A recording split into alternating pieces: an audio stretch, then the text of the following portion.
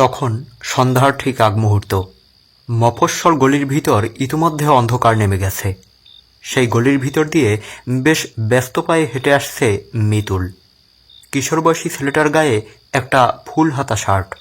দূর থেকে একটা কালো কাপড়ে জড়ানো লোককে দেখতে পায় মিতুল। ওর দিকেই হেঁটে আসছে। কিছুটা সামনে আসতেই মিতুল বুঝতে পারে লোকটার আপাদমস্তক কালো চাদরে ঢাকা। অযাচিতভাবে লোকটা মিতুলের সামনে এসে পথ আটকে দাঁড়ায়। বাবু, 2টা টাকা দিবেন? 3 দিন কিছু খাই নাই। আমি তো ওইভাবে কোনো টাকা নিয়ে বের হইনি। আচ্ছা, দেখছি তারপরেও। মিতুল একটু পিছনে ঘুরে পকেটে হাত চালায়। আর ঠিক তখনই ওই অজ্ঞাত লোকটার চাদরের ভিতর থেকে 2টা সুঠাম হাত বেরিয়ে আসে। সেই হাতে ধরা আছে একটা সাদা রুমাল। সেই রুমাল চেপে ধরল মিতুলের মুখে। আর কয়েক সেকেন্ডের ভিতরে মিতুলের দেহটা অবশ হয়ে পড়ে। ঠিক সেই মুহূর্তে একটা ঝকঝকে কালো গাড়ি এসে ওখানে থামে। আর ওই অজ্ঞাত লোকটা মিতুলকে গাড়িতে তুলে নিয়ে অন্ধকার গলিতে মিলিয়ে যায়।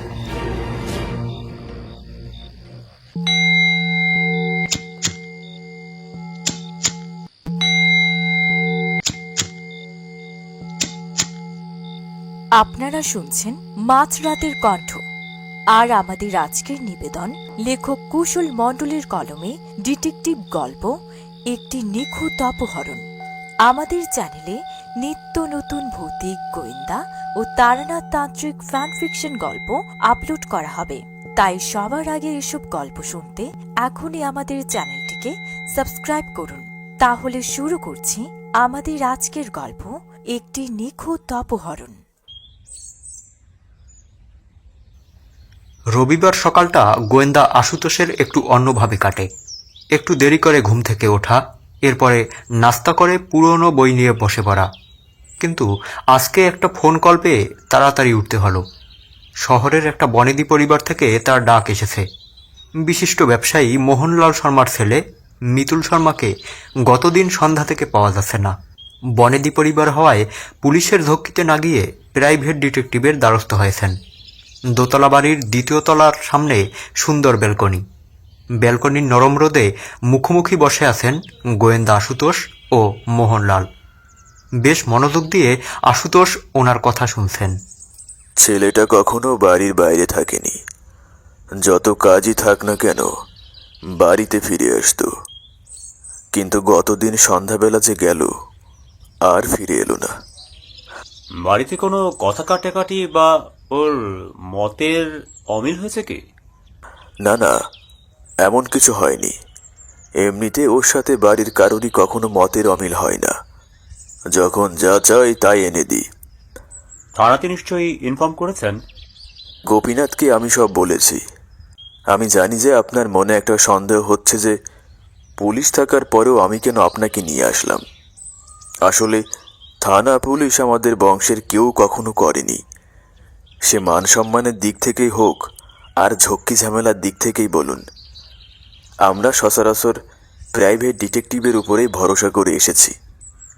যত তাড়াতাড়ি সম্ভব আমি আপনার ছেলেকে খুঁজে বের করার চেষ্টা করব। আচ্ছা, কোনো মুক্তিপঞ্চে কোনো কল এসেছিল কি, বা আননোন কোনো নাম্বার থেকে ফোন কল? না, এখনো অবধি এমন কিছু পাইনি।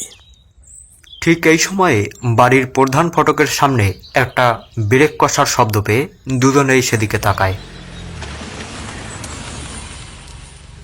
দেখা যায় থানার ইন্সপেক্টর গোপীনাথবাবু বেশ ভারী মুখ করে গাড়ি থেকে নেমে এলো। এরপরে মাথার টুপিটা একটু নেড়েচেড়ে ঠিক করে ওদের দিকে তাকিয়ে বললেন, নমস্কার আশুতোষ বাবু, অনেকদিন পরে আপনার সাথে দেখা হলো। হ্যাঁ, অনেকদিন পরে। তা বলুন, এখন এই কেসটার কি খবর? কোনো খোঁজ মিলল? দেখুন আশুতোষ বাবু, কেসটা বেশ অদ্ভুত মনে হচ্ছে।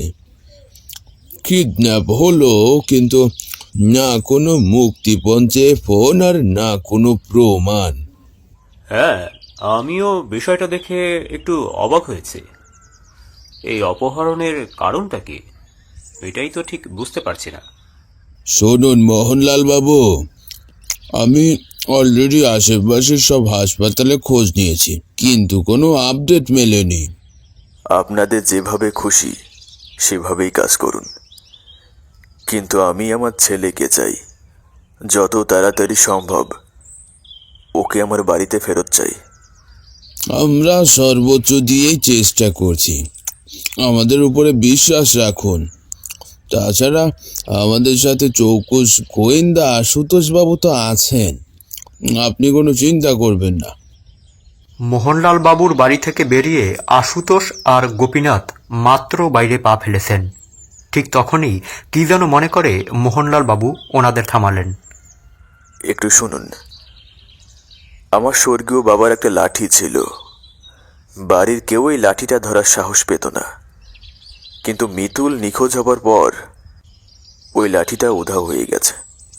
ভেবেছিলাম এই সামান্য ঘটনাটা আপনাকে বলবো না, তারপরও জানালাম, যদি কোনো কাজে লাগে তো। ঠিক আছে মোহনলাল বাবু, আমরা দেখছি কি করা যায়। গোপীনাথ লোকটার একটা বদ অভ্যাস আছে। লোকটা বড্ড বেশি পান চিবন। এমন কোনো সময় বোধহয় পাওয়া যাবে না যখন তার মুখে পান থাকে না। উঠান পেরিয়ে বাড়ির প্রধান ফটক, তার বাইরে জিপটা দাঁড় করানো। সেদিকে যেতে যেতে ইন্সপেক্টর গোপীনাথবাবু গোয়েন্দা আশুতোষকে বললেন, বয়সের সাথে সাথে বুড়োর মাথায় যে একটু একটু গোলমাল দেখা দিচ্ছে তা কিন্তু বেশ ভালো করে বোঝা যাচ্ছে আশুতোষ বাবু। হঠাৎ এই কথা বললেন যে? দেখলেন না, বাড়ি থেকে কবেকার একটা আদ্যিকালের লাঠি হারিয়েছে, সেটাকেও এই অপহরণের সাথে চালিয়ে দিলেন। ইন্সপেক্টর গোপীনাথবাবুর কথায় যে গোয়েন্দা আশুতোষ খুব বেশি খুশি হননি তা তার মুখ দেখে ভালোই বোঝা গেল, কিন্তু মুখে তিনি কিছু বললেন না। এতক্ষণে উঠান পেরিয়ে এসে দুজনে জিপে উঠে বসেছে। ঠিক তখন বেশ ব্যস্ত পায়ে হেঁটে ওদের দিকে আসে একটা বেটে খাটো লোক। কেমন যেন উদ্ভ্রান্ত লাগছিল তাকে। একবার জিপের ভিতরে তাকিয়ে এরপর আবার বাড়ির ভিতরে ঢুকে যায়। লোকটা কে? আরে চিনেন না, মোহনলাল বাবুর ছোট ভাই জিতেন্দ্রাল। ও আচ্ছা, লোকটাকে আগে কখনো দেখিনি তো, তাই আর কি। থানায় এসে ইন্সপেক্টর গোপীনাথবাবুর কেবিনে ওরা মাত্র ঢুকেছে। ঠিক তখনই একজন কনস্টেবল এসে একটা পেন ড্রাইভ দিয়ে গেল। গোপীনাথবাবু তার কেবিনের চেয়ারটা টেনে বসতে বসতে বলতে লাগলেন, বুঝলেন আশুতোষ বাবু, চেষ্টায় কোনো কমতি রাখিনি। আশেপাশের রোডে যত সিসি ক্যামেরা আছে তার সব ফুটেজ চেক করা হয়েছে, আর তার থেকে পাওয়া গেছে অমূল্য ধন। হোয়াট? কিডন্যাপ হওয়ার ভিডিও আপনার হাতে? আরে দেখুন না, কি একটা জিনিস হাতে এসেছে। ওয়েট, আমি ভিডিওটা অন করছি। গোপীনাথবাবু পেন ড্রাইভটা ল্যাপটপে দিয়ে ভিডিওটা চালায়, আর তাতেই স্পষ্ট দেখা যায় একটা কালো জিপ এসে মিতুলকে তুলে নিয়ে গেছে। গাড়িতে ওঠার সেই মুহূর্তটা বারবার দেখছেন গোয়েন্দা আশুতোষ। এতে একটু বিরক্ত হয়েই গোপীনাথবাবু বললেন, বারবার এত মনোযোগ দিয়ে কি দেখছেন বলুন তো মশাই? স্পষ্টই তো দেখা যাচ্ছে কিডন্যাপাররা মিতুলকে জোর করে গাড়িতে তুলে নিয়ে যাচ্ছে। গোপীনাথ বাবু, যে জিনিসটা সহজে দেখা যায় আমি সেটা দেখছি না, যেটা দেখাটা একটু কঠিন আমি সেটা দেখার চেষ্টা করছি। ঠিক বুঝতে পারলাম না, একটু খোলাসা করে বলুন তো। দেখার চেষ্টা করছিলাম যে মিতুলের হাতে ওই লাঠিটা ছিল কিনা। মোহনলাল বাবু বললেন না যে তার বাড়ি থেকে মিতুল নিখোঁজ হওয়ার সাথে সাথে একটা লাঠিও পাওয়া যাচ্ছে না। আপনি এখনো ওই লাঠিটা নিয়ে পড়ে আছেন? আরে গিয়ে দেখেন, বাড়িতে কোনো এক কোনায় পড়ে আছে। তাছাড়া একটা পুরনো লাঠির সাথে এই অপহরণের কি সম্পর্ক বলুন তো? হ্যাঁ তা ঠিক, তবে গোয়েন্দা হিসেবে কোনো প্রমাণ ছেড়ে যেতে পারি না, তা যত ছোটই হোক না কেন। বাসায় ফিরে আসার আগে আবার কি মনে করে যেন মোহনলালের বাড়িতে ঢুকে গেলেন গোয়েন্দা আশুতোষ। দরজার কাছে বসে মোহনলালের ভাই জিতেনলালের সাথে দেখা। একটু ভুরু কুঁচকে তিনি বললেন, কি চাই? মিতুলের নিখোঁজ হওয়ার কেসটা তদন্ত করতে মোহনলাল বাবু আমাকে নিয়োগ করেছেন। আমি একটু মিতুলের রুমটা দেখতে চাই। না, এই দাদাকে নিয়ে আর পারা গেল না। বুঝলাম ছেলে কোথাও গিয়েছে, বুঝমান ছেলে, তাতে একেবারে থানা, পুলিশ, গোয়েন্দা সব করে ফেলেছে। আসুন, আমার সাথে আসুন, আমি মিতুলের কাকা, ও রুমটা দেখিয়ে দিচ্ছি। মিতুলের রুম তল্লাশি করাটা যে জিতেন খুব ভালোভাবে নেয়নি সেটা ঠিক ধরতে পারলেন গোয়েন্দা আশুতোষ। তারপরেও মুখে কিছু তিনি বললেন না, জিতেনলালকে অনুসরণ করে চললেন। দোতলায় উঠে ডান পাশের একটা রুম, দরজাটা ভেজানো ছিল। একটু ঠেলা দিতেই দরজাটা খুলে যায়। রুমের আলোটা জ্বালিয়ে জিতেনলাল বলেন, এটাই মিতুলের রুম, আমি বাইরে আছি, আপনি দেখতে পারেন। রুমটা খুব বেশি বড় না। একপাশে দেয়াল জুড়ে একটা বড় তাক, সেখানে থরে থরে বই সাজানো। অন্য পাশে একটা আলমারি, কিন্তু সেটা তালা বন্ধ। তবে একটা বিষয় দেখে একটু চোখ আটকে গেল গোয়েন্দা আশুতোষের। রুমের একমাত্র টেবিলের উপরে বেশ কিছু কাগজ দুমড়ে মুচড়ে রাখা আছে। তার কয়েকটা একেবারে কুটি কুটি করে ছেঁড়া। তার 2-3টা কাগজ হাতে নিয়ে খুলে দেখতে যাবে, ঠিক তখনই আশুতোষের চোখ পড়ল দরজার দিকে। একজোড়া চোখ তার দিকে সতর্ক দৃষ্টি ফেলে আছে। মুহূর্তে আর ওই কাগজ না খুলে পকেটে পুরে নিল গোয়েন্দা আশুতোষ। এরপরে রুম থেকে বাইরে বের হতেই দেখে সেখানে দাঁড়িয়ে আছেন মোহনলালের ভাই জিতেনলাল। ও, আপনি এখনো এখানে দাঁড়িয়েছেন? কি দেখছিলেন বলুন তো? না মানে আমি তো আপনার অপেক্ষা করছিলাম। শুনুন মিস্টার, যদি এই চিন্তা করেন যে আমি আমার ভাইপোকে কিডন্যাপ করিয়েছি, তাহলে ভুল ভাবছেন। জিতেন বাবু, আমি কিন্তু এত দূরও ভাবিনি। আপনার ভাবনাটা একটু বেশি হয়ে গেল না? চলুন যাওয়া যাক।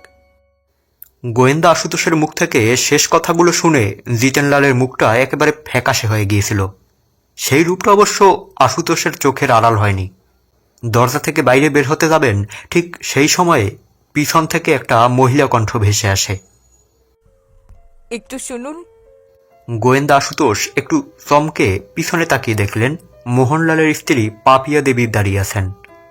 মাঝবয়সী এই মহিলার পরনে একটা হালকা বাদামি শাড়ি, চোখে মোটা ফ্রেমের চশমা। আশুতোষ তার দিকে আর একটু এগিয়ে গিয়ে বললেন, হ্যাঁ বলুন। আচ্ছা, আমার ছেলেটা বেঁচে আছে তো?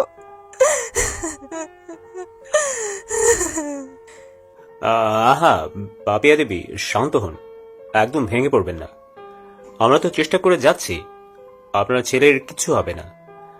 আমরা ওকে অক্ষত অবস্থায় বাড়িতে ফিরিয়ে আনবো। শুধু একটু ধৈর্য ধরে মনকে শক্ত করুন। জানেন, ছেলেটা আমার ক্রিকেটার হতে চাইতো। ভালো প্রশিক্ষণের জন্য একটা ক্লাব ওদের ইংল্যান্ডে নিতে চাই। সেই ক্লাবের সাথে আমার মিতুলও যেতে চেয়েছিল, কিন্তু ওর বাবা রাজি হয়নি। এই নিয়ে হয়তো ওর সাথে একটু কথা কাটাকাটি হয় ওর বাবার। আচ্ছা, এই বিষয়টা তো জানতাম না। মিস্টার মোহনলাল তো আমাদের এই বিষয়ে কিছু বললেন না। বাড়িতে একমাত্র ওর কাকার আপত্তি ছিল না। সে মিতুলের ইংল্যান্ডে যাওয়ার পক্ষে ছিল, কিন্তু ওর বাবার কথার উপরে ও কোনো কথা বলতে পারে না।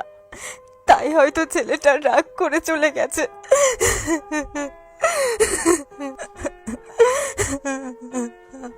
আমরা আশা করছি মিতুলের কোনো ক্ষতি হয়নি। আর যেহেতু মুক্তিপঞ্চে কোনো কল আসেনি, তাই এত দুশ্চিন্তা করবেন না, সব ঠিক হয়ে যাবে। একটা ইজি ব্যাগ ধরে যখন গোয়েন্দা আশুতোষ বাসায় ফিরে আসেন, তখন রাত নেমে গেছে। খাওয়া দাওয়া বলতে বেশিরভাগ সময়ই বাইরে খেয়ে থাকেন তিনি। বাসায় রান্নার সুব্যবস্থা থাকলেও কালে ভদ্রে ছাড়া কখনো নিজের হাত পুড়িয়ে রান্না করেন না তিনি। আজও তার ব্যতিক্রম হলো না। বাইরে থেকে খাবার এনে ডিনারটা সেরে ফেললেন। এরপরে বারান্দার ইজি চেয়ারটাতে গা এলিয়ে দিয়ে একটা সিগারেটে অগ্নিসংযোগ করেন।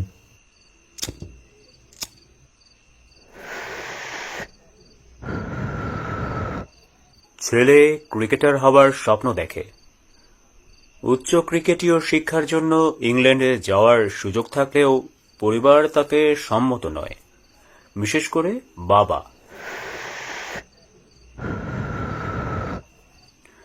তবে পরিবারের একমাত্র লোক হিসেবে জিতেনলাল ছিল ওই মিতুলের পক্ষে।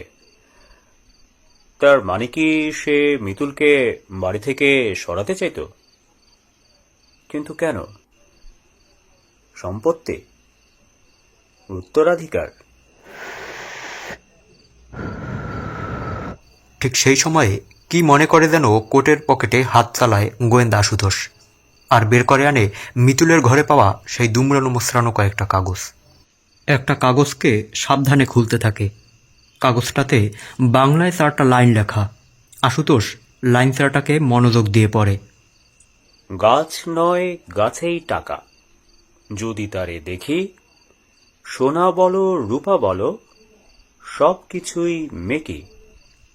লাইন 4টা কয়েকবার পরে গোয়েন্দা আশুতোষ, কিন্তু ঠিক বুঝতে পারে না কি এর মানে। এরপরে বাকি কাগজগুলো সাবধানে খোলে, কিন্তু তাতে কাজের কাজ কিছুই হয়নি। সব কাগজেই এই একই 4টা লাইন লেখা। সিগারেটটা এতক্ষণে শেষ হয়ে গেছে। সেটাকে দূরে ছুঁড়ে ফেলে দিয়ে আর একটা সিগারেটে অগ্নিসংযোগ করে গোয়েন্দা আশুতোষ।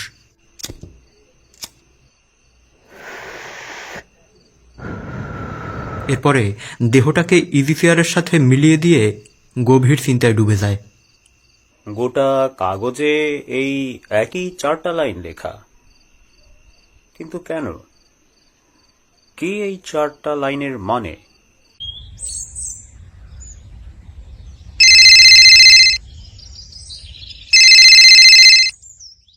সশব্দে রুমের টেলিফোনটা বেজে ওঠায় ঘুম ভেঙে যায় গোয়েন্দা আশুতোষের। গতরাতে এই ইজি চেয়ারটাতেই ঘুমিয়ে পড়েছে সে। তাড়াতাড়ি উঠে রুমে গিয়ে ফোন তোলে।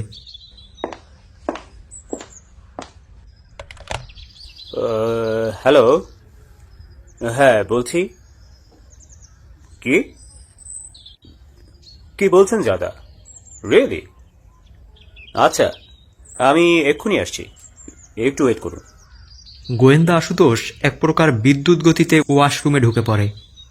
ব্যাপারখানা এই যে খুব সকালে মোহনলালের ছেলে মিতুল বাড়িতে ফিরে এসেছে।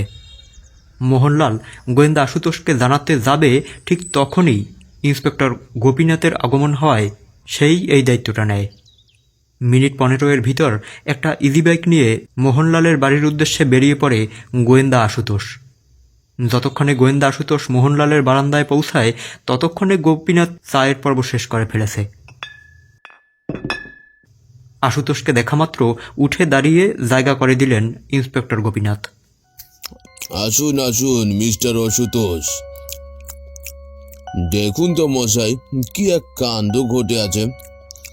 আমরা ওদিকে ভিকটিমকে খুঁজে খুঁজে জুতার তলা ক্ষয় করে ফেললাম, আর এদিকে ভিকটিমকে নাকি অপহরণকারীরাই যথাযোগ্য মর্যাদায় বাসায় পৌঁছে দিয়ে গেছে। হ্যাঁ, একের পর এক আশ্চর্য। তা কই সেই আশ্চর্য ছেলেটি? তাকে নিয়ে আসা হোক, একটু কথাবার্তা বলে দেখি। বারান্দায় ওদের কথা শুনে ঘরের ভিতর থেকে পর্দা ঠেলে বেরিয়ে এলো মিতুল আর তার মা পাপিয়া দেবী। ছেলেটা যে একটু বিচলিত হয়ে আছে তা দেখে স্পষ্টই বুঝতে পারল গোয়েন্দা আশুতোষ। কাছে এসে চেয়ার টেনে বসে পড়ে। হ্যাঁ বলো মিতুল, কি হয়েছিল সেদিন সন্ধ্যায়? একদিন আগে একটা আননোন নাম্বার থেকে কল আসে। ওপাশের লোকটা বলে যে যদি আমি আমার ঘরের থেকে একটা পুরনো লাঠি নিয়ে ওদের কাছে না যাই তাহলে খুব বড় বিপদ হবে। তা তুমি কি ওদের সাথে দেখা করতে গিয়েছিলে? হ্যাঁ, আমি ভয় পেয়েছিলাম আমার মা বাবার ক্ষতি না করে ফেলে, এই জন্য আমি লাঠিটা নিয়ে ওদের দেওয়া ঠিকানায় যাই। কিন্তু সেখানে গিয়ে কোনো লোক দেখতে পাই না। ফেরার পথে এক ভিক্ষুকের সাথে দেখা। সে আমার কাছে টাকা চায়, তাকে টাকা দিতে যেতেই সে আমার মুখে রুমাল চেপে ধরে। তাহলে তুমি বলতে চাচ্ছ যে যখন ওরা তোমাকে কিডন্যাপ করে গাড়িতে তোলে তখন লাঠিটা তোমার হাতেই ছিল? হ্যাঁ, কিন্তু আমাকে আজ সকালে যখন ফেরত পাঠায় তখন আমি আর লাঠিটা দেইনি। কি বুঝলেন গোপীনাথ বাবু? আমি কেন সেদিন সিসিটিভি ক্যামেরার ফুটেজটা বারবার দেখছিলাম বুঝতে পেরেছেন এবার? হ্যাঁ অযোধ্যা বাবু, বুঝতে পেরেছি, কিন্তু সেদিন তো গোপীনাথবাবু কথাটা বলেই ফেলেছিলেন, কিন্তু গোয়েন্দা আশুতোষের চোখের ইশারায় তাকে থামতে হলো, যে কারণে তার অবলা কথাটা আর বলা হলো না। প্রসঙ্গ ঘুরিয়ে গোয়েন্দা আশুতোষ আবার জিজ্ঞেস করেন, বুঝলাম সেদিন লাঠিটা তোমার হাতে ছিল আর ওরা সেটা রেখে দিয়েছে, কিন্তু এখন কথা হলো ওই লাঠিটা কি এতই মূল্যবান যে ওটার জন্য কাউকে কিডন্যাপ করতে হবে? তা তো আমি জানি না স্যার। আচ্ছা এটা বলো, ওদের কাউকে কি তুমি চেনো, কখনো দেখেছো? না, কখনো দেখিনি, কিন্তু একটা গন্ধ পেয়েছি যেটা আমার খুব পরিচিত। গন্ধ? কিসের গন্ধ? কোনো পারফিউম? বর্তমানের কোনো পারফিউম না, পুরনো কোনো আতর। বেশ বেশ পরিচিত লেগেছে ওই গন্ধটা। তোমাকে কোথায় রাখা হয়েছিল কিছু বলতে পারবে? আমি যে জায়গাটায় ছিলাম সেটা পুরোই অন্ধকার ছিল, তবে হ্যাঁ, তার আশেপাশে নিশ্চয়ই কোনো ট্রেন স্টেশন আছে, কারণ একটু পর পর ট্রেন যাওয়ার শব্দ পাচ্ছিলাম। আচ্ছা বেশ, তুমি এখন আসতে পারো। আরো কিছু জানার থাকলে পরে ডেকে নেব। যাও বিশ্রাম করো। ছেলেটা একবার নিজের বাবার দিকে তাকালো, এরপরে উঠে চলে গেল। এতক্ষণ ওর মা পর্দার ওপাশে দাঁড়ানো ছিল। ছেলে সেদিকে যাওয়ায় তার মাথায় হাত বুলিয়ে ভিতরে চলে যায়। ইন্সপেক্টর গোপীনাথ চায়ের কাপে শেষ চুমুক দিয়ে বলল, এখন কথা হলো এই কাজটা কে করলো আর কেনই বা করলো? সবচেয়ে আশ্চর্যের বিষয় হলো অপহরণকারীরা মিতুলকে আবার ছেড়ে দিয়েছে। বিষয়টা সত্যি আমাকে ভাবাচ্ছে। ইন্সপেক্টর, আমি বলি কি, এই পর্যন্তই থাক। আমি তো আমার ছেলেকে পেয়ে গেছি, এখন আর এসবের দরকার নেই। দেখুন, এটা একটা আইনের বিষয়, দরকার নেই বললে তো আর কেস ক্লোজ করে দেওয়া যায় না। কেস যখন একবার ওপেন হয়েছে তখন দোষীকে না ধরা অবধি তো থামার প্রশ্নই আসে না। নিয়ম কানুন বলেও তো একটা কথা আছে নাকি? সে এখন আপনারা যা ভালো বোঝেন তাই করেন, আমরা আর কেউ জড়াতে চাই না। ছেলেটা ভালোই ভালো ফিরে এসেছে, এটাই অনেক বড় পাওয়া। চলুন গোপীনাথ, একবার থানা থেকে ঘুরে আসি, কিছু কাজ বাকি আছে। হ্যাঁ মিস্টার মোহনলাল, আরেকবার কষ্ট দিতে আসবো, কিছু প্রশ্নের উত্তর জানাটা একটু জরুরি হয়ে পড়েছে। ঠিক আছে, আপনাদের সুযোগ মতো আসবেন, আমি তো বাড়িতেই আছি। বড় রাস্তা থেকে ধুলা উড়াতে উড়াতে চলল থানার কালো জিপ। গাড়ির গ্লাসটা নামিয়ে সিগারেটের ধোঁয়া ছাড়ছেন গোয়েন্দা আশুতোষ। এরপর হঠাৎ মাথায় কি যেন ঝলকে ওঠায় গোপীনাথকে বলে ওঠেন, থানায় গিয়ে ওই ফুটেজটা আরেকবার দেখতে হবে, আর আপনার কাজ হলো ওই ফুটেজে যে গাড়িটা দেখা গেছে তার নাম্বার প্লেটটা থেকে গাড়িটাকে শনাক্ত করা। নাম্বার প্লেটটা কিন্তু স্পষ্ট দেখা গিয়েছে, দেখেছেন নিশ্চয়ই? হ্যাঁ, তা দেখেছি, কিন্তু মশাই আমি একটা জিনিস বুঝলাম না। কিডন্যাপ হওয়ার সময় তো মিতুলের হাতে ওই লাঠিটা ছিল না, সে কথা আপনিও জানেন আর আমিও জানি, কিন্তু ওই সময় বলতে যেতে আমাকে বাধা দিলেন কেন? বুঝবেন, আর একটু সময় হোক, সব বুঝতে পারবেন। থানায় এসে কাজে লেগে পড়ে গোয়েন্দা আশুতোষ আর ইন্সপেক্টর গোপীনাথ। গাড়ির নাম্বার প্লেটটা স্পষ্টভাবে দেখা যাচ্ছিল, তাই বেশ খুশি মনে গাড়িটা শনাক্তকরণের জন্য পাঠিয়ে দেওয়া হলো। কিন্তু খানিক সময় পর যখন আপডেট এলো যে ওই নম্বরে কোনো গাড়ি নেই, তখন বেশ চমকে গেল ইন্সপেক্টর গোপীনাথ। এটা কি হলো মশাই? ওই নম্বরে তো কোনো গাড়ি নেই। তার মানে কি নম্বর প্লেটটা পাল্টানো হয়েছে? এটা তো আমি শুরু থেকেই জানতাম। কেন, আপনি বুঝি ফুটেজে যেমন দেখেছেন তেমন নাম্বারই পাঠিয়ে দিয়েছেন? না মানে ইয়ে শুনুন, নাম্বারের শেষে 4 আছে, ওটার জায়গায় 1 বসিয়ে খোঁজ লাগিয়ে দেখুন। আমি নিশ্চিত যে সঠিক গাড়ির মালিককে এবার পাওয়া যাবে। গোপীনাথবাবু ব্যস্ত পায়ে উঠে চলে গেলেন। মিনিট 10 পরে একমুখ হাসি নিয়ে এসে চেয়ারে বসে পড়লেন। এরপরে যতটা অবাক হওয়া সম্ভব তার সবটুকু অবাক হয়ে বললেন, আপনি তো মশাই জিনিয়াস। কি করে বুঝলেন ওখানে 4 না হয়ে 1 হবে? এ আর এমন কি, সাধারণ নাম্বার প্লেটে 4 এর মাথাটা আটকানো থাকে না, কিন্তু এই নাম্বার প্লেটে দেখলাম আটকানো। দেখেই সন্দেহ হলো। পরে বুঝলাম যে একমাত্র 1কে যদি কেউ সহজে 4 বানাতে চায় তাহলে তার আকৃতি হবে এমন, মানে মাথা বন্ধ করা। অসাধারণ আপনার অবজারভেশন। এখন শুনুন, ওই গাড়িটা লাল সিং নামে এক লোকের। তার থেকেও বড় কথা, তার ছেলে আর মিতুল একসাথে লেখাপড়া করে। দুজনের বাড়িও বেশ কাছাকাছি। তাহলে তো হয়েই গেল। যান তাড়াতাড়ি, আর ওই ছেলের সব ডিটেলস নিয়ে আসুন। অবশ্যই গাড়ির বিষয়টা বলতে ভুলবেন না। আর আমি এই ফাঁকে মোহনলালের বাড়ি থেকে কিছু সন্দেহ দূর করে আসি। চলুন লেক পার্ক পর্যন্ত একসাথে যাই। লেক পার্ক থেকে মোহনলালবাবুর বাড়ি কাছেই, তাই জিপ থেকে নেমে এইটুকু পথ হেঁটেই এগোতে লাগলেন গোয়েন্দা আশুতোষ। এমনিতে আশুতোষ শহরে একটা কোম্পানিতে জব করতেন, কিন্তু এই বদ্ধ জীবন তার ভালো লাগে না। তার উপরে এই গোয়েন্দাগিরি নেশাটাও তখন তাকে পেয়ে বসেছিল। আর এতে করে যা হবার তাই হলো। চাকরিটা ছেড়ে দিয়ে দস্তুর মতো গোয়েন্দা হয়ে গেলেন।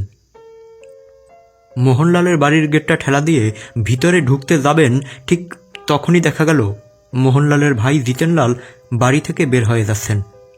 আর একটা অদ্ভুত মিষ্টি আতরের গন্ধ নাকে এসে ঝাপটা মারতে থাকে আশুতোষের। বাড়ির ভিতরে ঢুকে ড্রয়িং রুমে বসে গোয়েন্দা আশুতোষ মোহনলালের অপেক্ষা করতে থাকে। একটু পরে একটা শুকনা কাশি দিতে দিতে রুমে আসেন মোহনলাল। সরি, অনেক সময় অপেক্ষা করালাম। আসলে একটা কাজে ফেসে গিয়েছিলাম তো। না না, কোনো ব্যাপার না। আমি কিছু প্রশ্নের উত্তর জানতে এসেছি। যদিও আপনি এই কেস নিয়ে আর আগ্রহ প্রকাশ করছেন না, তবুও আমাদের তো একটা ফয়সলা করা উচিত, তাই না?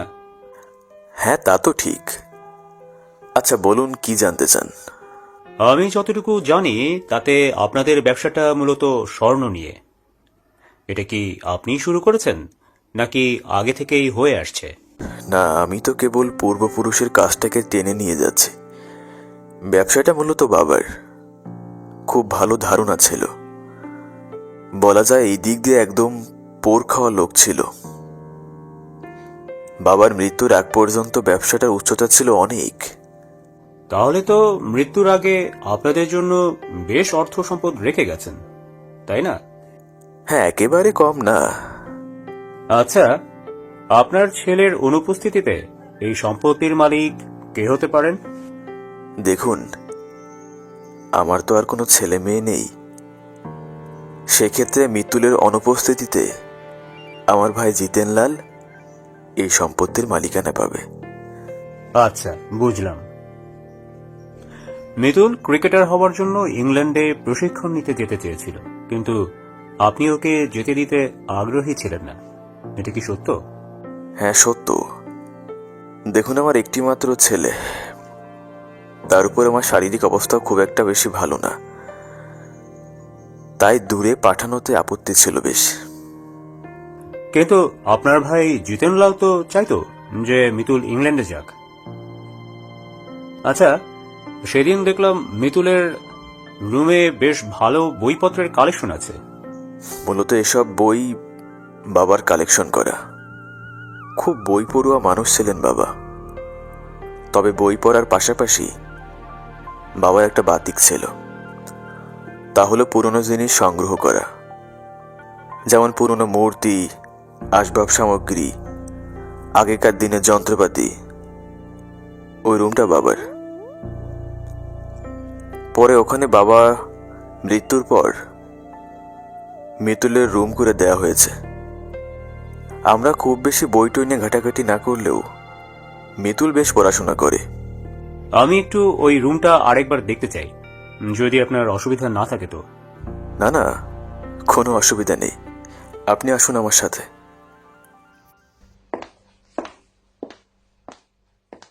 গোয়েন্দা আশুতোষ মোহনলালকে অনুসরণ করে ভিতরের ঘরে চলে যায়। এদিকে সেই গাড়ির নাম্বারের সূত্র ধরে ইন্সপেক্টর গোপীনাথ এসেছেন লাল সিংয়ের বাড়িতে। ইতিমধ্যে বাবা লাল সিং ও ছেলে সুবলকে একসাথে বসিয়ে জেরা করতে শুরু করেছেন ইন্সপেক্টর গোপীনাথ। এবার বলুন, ওই দিন আপনার গাড়িটা কোথায় ছিল, কার কাছে ছিল? দেখুন, ওই দিন আমি একটু কাজের জন্য বাইরে গিয়েছিলাম। সচরাচর গাড়ি আমার বাড়িতেই থাকে, ওই দিনও তাই ছিল। তা বাবা সুবল, এবার বলো তো দেখি, ওই দিন তুমি কোথায় ছিলে? আমি বন্ধুদের সাথে ঘুরতে গিয়েছিলাম। বাসায় আসি রাতে, তখন গাড়িটা জায়গা মতোই ছিল। আচ্ছা, আমি একটা কথা বুঝতে পারছি না, এসব কথা আপনি আমাদের জিজ্ঞেস করছেন কেন? কারণ আছে লাল সিং বাবু। তার আগে বলো তো সুবল, তুমি কি মিতুলকে চেনো? মিতুল? হ্যাঁ, আমি তো ওর সাথেই এক স্কুলে পড়ি। ইভেন ও আমার একজন ভালো বন্ধু। আজ থেকে 3 দিন আগে মিতুলকে কে বা কারা কিডন্যাপ করে। তুমি বলছো তুমি ওই দিন তোমার বন্ধুদের সাথে ছিলে, তাহলে সেই বন্ধুদের ভেতরে কি মিতুল ছিল? না, ও ছিল না। তিনজনে বাড়ির বাইরে গাড়ি রাখার জায়গাটায় যায়। একটা ঝকঝকে কালো গাড়ি সেখানে দাঁড়িয়ে আছে। সেটার পিছনে গিয়ে নাম্বার প্লেট চেক করতেই চমকে ওঠে লাল সিং। এ কি, আমার গাড়ির নাম্বার প্লেটের লাস্ট ডিজিট তো 1, তাহলে এটা 4 হলো কি করে? আমি আপনার ডাউট ক্লিয়ার করে দিচ্ছি। এই বলে গোপীনাথবাবু ঝুঁকে তীক্ষ্ণ দৃষ্টিতে গাড়ির নাম্বার প্লেটটা দেখতে থাকেন। এরপরে লাস্ট ডিজিট অর্থাৎ 4 লেখার উপরে ঘষা দিতেই একটা কালো রং উঠে যায়। আর সেটা যে 4 নয় বরং 1 তা স্পষ্ট হয়ে ওঠে। এ কি, এই কাজটা কে করলো? আমার গাড়ির নাম্বার প্লেট কে বদলে দিল? অথচ আমি আর কিছুই জানি না। এর পরেও আপনি বলবেন যে এই কেসের সাথে আপনার কোনো সম্পর্ক নেই। দেখুন, আমি সত্যিই বলছি, এই সম্পর্কে আমি কিছুই জানি না। কেউ নিশ্চয়ই আমাকে ফাঁসাচ্ছে। এখন তো আমার আপনার উপরে সন্দেহ হচ্ছে। মিতুলকে কিডন্যাপ করার জন্য আপনি এই কাজ করেননি তো? ফুটেজে যে লোকটা মিতুলের কাছে এসে সাহায্য চাইল সেটা আপনি নয় তো? বিশ্বাস করুন ইন্সপেক্টর, আমি এর বিন্দু মাত্র জানি না। কিডন্যাপ করার তো প্রশ্নই আসে না। আর আমি ওকে কিডন্যাপ করতে যাব কেন? ও তো আমার ছেলের মতো। এই কেসটা সলভ না হওয়া পর্যন্ত আপনি শহরের বাইরে যাবেন না। এইটুকু বলে গোপীনাথবাবু খটখট করে হেঁটে বেরিয়ে যান। এদিকে দ্বিতীয়বারের মতো মিতুলের রুমে তল্লাশি করেন গোয়েন্দা আশুতোষ। আগের দিন রুমের একপাশের আলমারিগুলো লক্ষ্য করলেও তা খুলে দেখার সুযোগ হয়নি, কিন্তু এবারে মোহনলাল আলমারির চাবিও দিয়ে গিয়েছেন। সেই আলমারি খুলতেই একটু চমকে যায় গোয়েন্দা আশুতোষ। গোটা আলমারি জুড়ে পুরনো সব কাঠের জিনিস, যেমন কাঠের বাটি, থালা, চামচ, কলম, ছুরি সহ আরও নানান সামগ্রী। এটা বুঝতে কষ্ট হলো না যে মোহনলালের বাবার এই সব কাঠের জিনিসের বিষয়ে আগ্রহের কোনো কমতি ছিল না। ঠিক ওই মুহূর্তে আশুতোষের মনে পড়ল সেই ছন্দটার কথা। একবার সেটাকে মুখে আওড়ে নিল। গাছে নয় গাছই টাকা, যদি তারে দেখি, সোনা বলো রূপা বলো সব কিছুই মেকি। মনে তো হচ্ছে যে এই লাইন চারটার ভিতরে কিছু একটা লুকিয়ে আছে, কিন্তু কি কি এই লাইন চারটার মানে? তাকে থরে থরে যত পুরনো বই সাজানো, তার সব বইয়ের কোনো না কোনো জায়গায় ওই 4টা লাইন লেখা আছে। কিন্তু এই সময়ে আবার আগের দিনের মতো একজোড়া চোখ দরজার কাছে দেখা গেল। তবে সেদিনের মতো এটা জিতেনলালের চোখ ছিল না, বরং এটা ছিল মিতুলের চোখ। গোয়েন্দা আশুতোষ সে একবার সেদিকে তাকিয়ে আবার বিদ্যুৎ গতিতে সরিয়ে নিল। দেখেও না দেখার ভান করে রুমের এটা ওটা দেখতে লাগলো। হঠাৎ একটা ভাঙা লাঠির দিকে চোখ পড়তেই গোয়েন্দা আশুতোষের মনে একটু কৌতূহল হয়। সে লাঠিটাকে হাতে তুলে নেয়, কিন্তু হাতে নেওয়ার সাথে সাথে সেটি খণ্ড খণ্ড হয়ে হাত থেকে খসে পড়ল। বেশ আজব তো, কাঠের লাঠি অথচ ধরতেই টুকরো টুকরো হয়ে গেল। বেশ কায়দা করে বানানো হয়েছে দেখছি। লাঠিটা আবার জোড়া লাগিয়ে জায়গা মতো রেখে দেয় গোয়েন্দা আশুতোষ। একটু পরে দরজার কাছ থেকে চোখ জোড়া সরে যেতেই সে এই বাড়ি থেকে বিদায় নিয়ে থানার দিকে চলে গেল। লেক পার্কে গিয়ে একটা সিগারেটে অগ্নিসংযোগ করে বেঞ্চিতে বসে অলসভাবে ধোয়া ছাড়ছেন গোয়েন্দা আশুতোষ।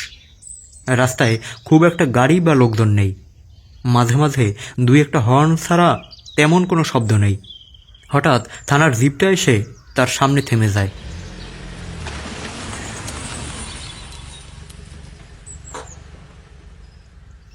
আর জিপ থেকে এক মুখ হাসি নিয়ে নেমে আসেন ইন্সপেক্টর গোপীনাথ। কি ব্যাপার মশাই, আপনি তো দেখছি দিব্যি বসে বসে নেশা করছেন। কেস সলভ হয়ে গেছে নাকি? এত তাড়াতাড়ি? আপনাকে যে কাজটা করতে বললাম তার কি খবর? লাল সিং এর সাথে কথা হলো? শুধু লাল সিং নয়, তার ছেলেকেও রীতিমতো জেরা করে এসেছি। তা কি জানতে পারলেন? আপনার কথাই ঠিক। ওই গাড়িটার নম্বর প্লেটের শেষ ডিজিট পাল্টানো হয়েছে, মানে 1কে 4 করা হয়েছে। কিন্তু একটা আশ্চর্যের বিষয় হলো, লাল সিং ঘটনার দিন বাড়িতে ছিলেন না। আর তার উপরে ছেলেটিও নাকি বন্ধুদের সাথে ঘুরতে গিয়েছিল। কিন্তু এমন হলে গাড়িটা ওই ঘটনাস্থলে গেল কি করে? এটাই তো কথা। কেউ আছে যে খেলাটাকে ঘুরিয়ে দিচ্ছে, বুঝলেন গোপীনাথ বাবু? আচ্ছা, একটা কথা মনে আছে? মিতুলকে জিজ্ঞাসাবাদ করার সময় ও একটা গন্ধের কথা বলেছিল। হ্যাঁ, কি যেন আতর নাকি বলল। হ্যাঁ, পুরনো আতর সম্ভবত। হ্যাঁ, এমনই একটা পুরনো আতরের গন্ধ আমি আজকেই পেয়েছি। কার কাছ থেকে জানেন কি? ওই মোহনলালের ভাই জিতেনলালের থেকে। বলেন কি মশাই? তার মানে এসবের পিছনে তার হাত আছে? অসম্ভব কিছু না, এত বিপুল ধন সম্পদের লোভ হওয়াটা স্বাভাবিক। হয়তো এই কারণেই ভাইপোকে সরিয়ে দেওয়ার প্ল্যান করেছিল। আরে রাখুন তো ধন সম্পদ, ওগুলো কেবল ফাঁকা বলি। মোহনলাল বাবুর বাবার নাকি বিশাল অর্থ সম্পদ ছিল, কিন্তু বাড়িতে তো দেখলাম কাঠের জিনিসপত্রের কারখানা। জানি না কাঠের ভিতরে কোন অমূল্য ধন সম্পদ লুকানো আছে। গোপীনাথবাবুর শেষ কথাটায় যেন গোয়েন্দা আশুতোষের মাথায় বিদ্যুৎ খেলে গেল। সে এক দৃষ্টিতে গোপীনাথবাবুর দিকে তাকিয়ে রইল। গোপীনাথবাবু এই আচরণে একটু ভ্যাবাচাকা খেয়ে গেল। সে কিছু বলতে যাচ্ছিল, কিন্তু তাকে থামিয়ে দিয়ে আশুতোষ বলে উঠল, গোপীনাথ বাবু, আপনি শেষ কথাটা কি বললেন? না মানে আমি বলেছি ওই ওই কাঠের ভেতরে কোন অমূল্য ধন সম্পদ লুকানো আছে জানি না। গাছ নয় গাছেই টাকা, যদি তারে দেখি, সোনা বলো রূপা বলো সব কিছুই মেকি। কি সব আবোল তাবোল বলছেন? পাগল হয়ে গেলেন নাকি? আপনি থানায় যান, আমাকে একটু বাসায় ফিরতে হবে। উঠি। মুহূর্তে উঠে ব্যস্ত পায়ে হেঁটে চলে যান গোয়েন্দা আশুতোষ। কিন্তু কি হচ্ছে তার কিছুই বুঝতে না পারে ওখানে ঠায় বসে রইলেন ইন্সপেক্টর গোপীনাথ। বাড়িতে এসে ময়লার ঝুড়ি থেকে সেই দুমড়ানো কাগজ আবার বের করে পড়তে লাগলেন। গাছ নয়, গাছেই টাকা। এখানে গাছকে যদি কাঠ হিসেবে কল্পনা করি তাহলে দাঁড়ায় কাঠ নয়, বরং কাঠেই টাকা। টাকা বলতে হয়তো শুধু টাকা নয়, বরং মূল্যবান কিছু বোঝানো হয়েছে। কিন্তু ও বাড়িতে এমন কি কাঠ আছে যার ভিতরে মূল্যবান কিছু থাকতে পারে? আর কে রাখবে? হঠাৎ এসব কথা বলতে বলতে আশুতোষ থমকে যায়। তার মাথায় যেন কোনো ফেলে আসা কথা বিদ্যুতের মতো ঝলকে ওঠে। মুখে একটা ছোট্ট হাসি খেলে যায়। ফোন তুলে একটা নাম্বার ডায়াল করে। ওপাশ থেকে ফোন তুললে আশুতোষ বলতে থাকেন, হ্যালো, হ্যাঁ মোহনলাল বাবু বলছেন? হ্যাঁ, মৃদুল কি বাসায় আছে? কি নেই? ওহ মাই গড! ঝটপট ফোন কেটে দিয়ে আবার একটা নম্বর ডায়াল করে। ফোন তুলতেই উত্তেজিত গলায় বলতে থাকেন, হ্যালো, হ্যাঁ গোপীনাথ বাবু, আমি যা বলছি মনোযোগ দিয়ে শুনুন। এয়ারপোর্টে লোক পাঠান, মিতুল নামের কোনো লোক যেন দেশের বাইরে যেতে না পারে। তাছাড়া রাস্তার সব চেকপোস্টকে সতর্ক করুন, যেখানে পাওয়া যাবে সেখান থেকে যেন তাকে আটকানো হয়। একটানা কথাগুলো বলে ঝপ করে ফোনটা কেটে দিলেন গোয়েন্দা আশুতোষ। এরপরে গায়ে একটা চাদর জড়িয়ে বেরিয়ে গেলেন। এর পরের ঘটনা আর বেশি দূর গড়াতে দেওয়া হয়নি। ইন্সপেক্টর গোপীনাথ বাবু আগেই সব চেকপোস্ট পুলিশকে সতর্ক করে দিয়েছিলেন। তাই একটা চেকপোস্টে মিতুলকে আটকে দেওয়া হলো। সাথে ছিল তার একমাত্র বন্ধু সুবল। তবে তাদেরকে থানায় না নিয়ে বাড়িতে নিয়ে এলেন ইন্সপেক্টর গোপীনাথ। সামনে মাথা নিচু করে দাঁড়িয়ে আছে ওরা দুজন, আর অন্যদিকে এতগুলো মানুষের উৎসুক চোখ ওদের দিকে। আমার ছেলেকে ধরে আনা হলো কেন? ও কি দোষ করেছে? সেটা আমাদের থেকে আপনার ছেলেই ভালো বলতে পারবেন মোহনলাল বাবু। কি তাই না মিতুল? সত্যি বলতে এখনো সবকিছু আমার মাথার উপর দিয়ে যাচ্ছে। একটু ভেঙে বলবেন মশাই? ঠিক আছে, আমি তাহলে বলছি। আমার কথা সত্য কি মিথ্যা তা প্রমাণ করার জন্য তো ওরা দুজন আছেই, তাই না? তো বিষয়টা হলো, আপনার ছেলের মাথায় শুরু থেকেই ক্রিকেটার হবার ভূত চেপেছিল। ক্লাবের সাথে বিদেশে যাবে বলে বায়না ধরেছিল, কিন্তু আপনারা তো রাজি ছিলেন না। এতে হয়তো কিছুটা মনক্ষুণ্ণ হয়ে পড়ে মিতুল। ছেলে হিসেবে সৎ হবার কারণে আপনার যথেষ্ট টাকা পয়সা থাকা সত্ত্বেও তার দিকে হাত বাড়াতে পারেনি ও। কিন্তু যে বিপুল সম্পদ ওর দাদু ওর জন্য রেখে গেছেন তা তো ব্যবহার করতেই পারে, কি তাই না? বাবা বাবা মিতুলের জন্য সম্পদ রেখে গেছেন, কিন্তু এ বিষয়ে তো আমি কিছু জানি না। ও কিভাবে জানলো? রহস্য ভেদ করতে পারলে তো আপনিও জানতে পারতেন, কিন্তু এই রহস্য ভেদ করতে পেরেছে একমাত্র মিতুল। লাইব্রেরির বেশিরভাগ বইয়ের ভেতরে দেখলাম 4টা লাইন লেখা, গাছ নয় গাছেই টাকা, যদি তারে দেখি, সোনা বলো রূপা বলো সবকিছুই মেকি। অর্থাৎ বাড়িতে এমন কোনো কাঠের জিনিস আছে যার ভিতরে মূল্যবান কিছু লুকানো আছে, কিন্তু কে সেই জিনিস সেটা বুঝতে বেশ সময় লাগলো। পরে মনে পড়ল সেই লাঠির কথা, যেটা সেই শুরু থেকে নিখোঁজ। মিতুল ফিরে এসেছে, কিন্তু ওই লাঠির কোনো খোঁজ পাওয়া যায়নি। আসলে ওই লাঠিটার ভিতরে গুপ্ত জায়গা আছে, যেখানে হয়তো মহামূল্যবান কিছু ছিল। এই কথাটা আপনাদের বোঝানোর জন্য সব বইয়েই ওই 4টা লাইন লিখে রেখেছেন আপনার বাবা, কিন্তু একমাত্র মিতুল বাদে এটা আর কেউ ধরতে পারল না। কিন্তু এটাতে তো প্রমাণ হয় না যে আমার ছেলে অপরাধ করেছে। যাই বলুন না কেন, মিতুলকে তো কিডন্যাপ করা হয়েছিল। কিডন্যাপ?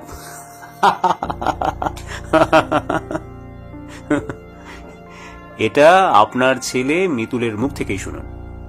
বলো মিতুল, আশা করি এখন আর কিছু লুকাবে না।